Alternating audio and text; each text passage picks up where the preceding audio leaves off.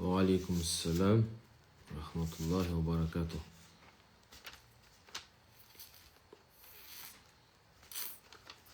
Алла Тағала күндеріңізге береке хайыр берсін, жақсылық берсін, дұға тілектеріңізді Алла қабыл қылсын. Енді кезекті Құран хатымызды Омар әл-Фаруқ, білесіздер, Омар радиаллаху анхуды пайғамбарымыз саллаллаху алейхи уассаламның қасында болған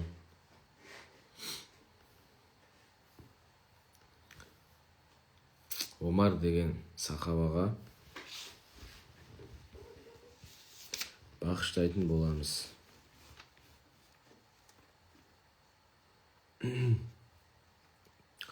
Енді дәйімін дейміз ғой. Дәйім деген приложениеміздің, қосымшамыздың кезекті несін тағы түсіндіріп өтейік. Міне қасиетті Құран-ы Кәрім осы Құранды басынан соңына дейін оқылады. Және осы қосымшадағы Құран хатымның дұғасын осы уақытқа дейін біздер бағыштадық. Абай атамызға бағыштадық, Ыбырай атамызға бағыштадық, Қожа Ахмет Яссауи бабамызға бағыштадық. Сөйт бәріне бағыштап келе жатырмыз. Алла Тағала міне осылай Құранның біткен барлық параларын не істейміз? Құранды бағыштаймыз. Сондықтан осы Құранның хатымның дұғасына көбірек қатысуға тырысыңыздар. Соған өздеріңіздің уақыттарыңызды бөліңіздер. Тым болмағанда қосып қойып, сол дұғада айтылып жатқан сөздерге ішімізден әмин деп отырсақ, ол да жақсы болады. Өйткені пайғамбарымыз айтады, қандай бір адамның әмин деп айтқан сөзі періштелердің әминмен кезіккен болса, онда олардың міндетті түрде дұғалары қабыл болады дейді. Сондықтан бір адамның дұға айтып отырып, оны ішінен тілеп отыру мақсат емес. Кім дұға тілеп жатыр, сонымен бірге қосылып кетсек, сонымен бірге ілесіп кетсек, соның айтып жатқан сөздеріне, дұғаларына я Алла әмин, әмин деп отырсақ, онда міндетті түрде біздің де дұғаларымыз қабыл болады. Өйткені дұғада ешқандай жаман сөз айтылмайды. Міндетті түрде Алла Тағала өміріме береке деп сұрайды, я Алла қиыншылықтардан жақсы өтуімді нәсіп ет деп сұрайды. Қалай болса да пенде өзіне керегін сол дұғасында сұрап алады. Өйткені пайғамбарымыз ардақты хадисінде айтады, ад-дуа мухал ибада. Құлдың ең жақсы амалы ол дұғасы дейді. Сондықтан дұғадан қалмаңыздар. Омар әл-Фаруқ сахабамызға Құранның толықтай сауабын бағыш ететін боламыз. أعوذ بالله من الشيطان الرجيم بسم الله الرحمن الرحيم قل هو الله أحد الله الصمد لم يلد ولم يولد ولم يكن له كفوا أحد بسم الله الرحمن الرحيم قل هو الله أحد الله الصمد لم يلد ولم يولد ولم يكن له كفوا أحد بسم الله الرحمن الرحيم قل هو الله أحد الله الصمد لم يلد ولم يولد ولم يكن له كفوا أحد بسم الله الرحمن الرحيم قل أعوذ برب الفلق من شر ما خلق ومن شر غاسق إذا وقب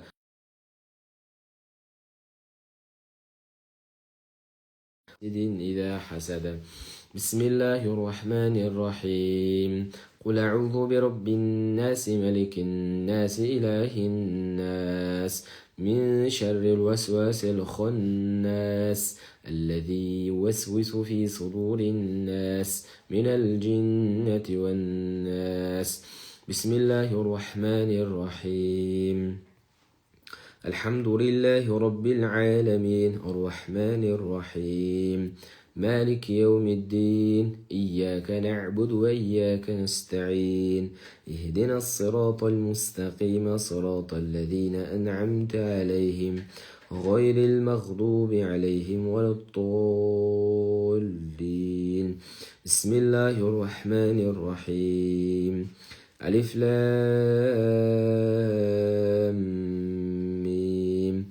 ذلك الكتاب لا ريب فيه هدى للمتقين الذين يؤمنون بالغيب ويقيمون الصلاة ومما رزقناهم ينفقون والذين يؤمنون بما أنزل إليك وما أنزل من قبلك وبالآخرة هم يوقنون أولئك على هدى من ربهم وأولئك هم المفلحون صدق الله العظيم سبحان ربك رب العزة عما يصفون وسلام على المرسلين والحمد لله رب العالمين آمين بسم الله الرحمن الرحيم الحمد لله رب العالمين والصلاة والسلام على رسولنا محمد وعلى آله وصحبه وسلم اللهم إنا أسألنا نافعا ورزقا طيبا وعملا متقبلا يا رب العالمين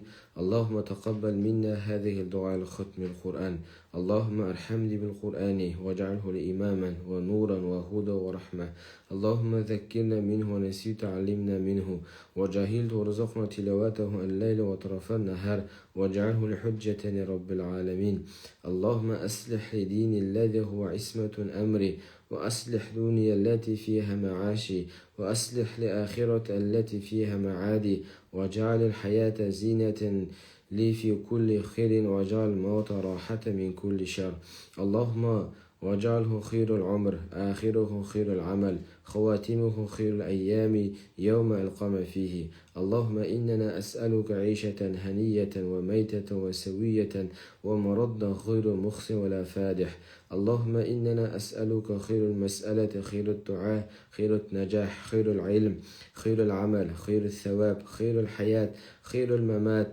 وثبتنا وثقل مواني وحق إيماننا ورفع درجاتنا وتقبل صلاتنا واغفر خطيئتنا وأسألك غلامين من الجنة اللهم إننا أسألك موجبة راحتك وعظيم مغفرتك وسلامة من كل إثم والغنيمة من كل بر والفوز بالجنة ونجاة من النار اللهم أحسن عاقبتنا في أمور كلها وأجرنا من خزي الدعاء عذاب الآخر اللهم أقسم لنا من خشيتك ما تحول بها وبيننا وبين معصيتك ومن طاعتك ومن تغلبنا بها جنتك من اليقين ما تهون بها علينا مصائب الدنيا ومتع بأسماعنا وأبصارنا وقوتنا وأحييتنا واجعله وارثين منا واجعله ثأرنا على من ظلمنا وانصرنا على من عادنا ولا تجعل مصيبتنا في ديننا ولا تجعل الدنيا أكبر همنا ولا مبلغ علمنا ولا تسلط علينا من لا يرحمنا اللهم لا تدع لنا ذنبا إلا غفرته ولا هم إلا فرجته ولا دين إلا قضيته ولا حاجة من حوائج الدنيا والآخرة إلا قضيتها يا أرحم الراحمين ربنا آتنا في الدنيا حسنة وفي الآخرة حسنة وقنا عذاب النار وصلى الله على سيدنا محمد وعلى آله وصحبه أخيار وسلم تسليما كثيرا аса қамқор ерекше мейірімді алла тағалам осы қасиетті шәуәл айында қасиетті құран кәрімнің толықтай хатымның сауабын Омар әл-Фаруқ сахабаның рухына бақш етеміз. Алла тағала жатқан жерін жайлы, топырағын торқа, қараған жерін жарық қыл. Алла тағала осы өмірде әрбір істеген жақсы амалдарын, қайырлы дұғаларын, қайырлы ілімдерін, қайырлы амалдарын, қайырлы сауапты істерін Алла тағала өзінің разылығымен қабыл етіп, Алла тағала өзінің кеңшілігіне, мейіріміне алғайсын. Алла тағала артында қалған барша ұрпақтарға, үмметтерге Алла тағала хайыр берекеңді бергейсін. Алла тағала дәрежесін көтергейсін. Алла тағала әрбір оқыған намаздарын, қате кемшіліктерін Алла тағала өзінің кеңшілігіне алғайсын. Алла тағала барлығымыздың қасиетті шәуәл айында жасаған дұға тілектерімізді, жасаған ізгі амалдарымызды, берген қайыр ықсан садақаларымызды қабыл ет. Алла тағала отбасымызға аманшылық, денімізге саулық бер, істерімізге, кәсіптерімізге береке бер. Тілеген дұға тілектерімізді, жасаған ізгі амалдарымызды қабыл ет. Алла тағала тіл көз, бәле жәле, қауіп қатер, ауру сырқаудан аман есен сақтағайсың. Көрінген бала-шағамыздың қызығын көріп, көрінген бала-шағамыз ата-анасына қызмет қылатын, ата-анасына бойсынатын салихалы перзенттерден болуын нәсіп еткесін. Толықтай Құранның хатымның сауабын Омар әл-Фаруқ сахабаның рухына бағыш етеміз. Міне осылай Құран хатымның толықтай сауабын осындай сахабаларға, ата бабаларымызға, бабаларымызға бағыш ететін боламыз. Алла тағала барлық дұға тілектерімізді қабыл қылсын. Сәлден кейін тағы екінші хатым Құранның дұғасын бағыштайтын боламыз. Алыстырып кетпеңіздер.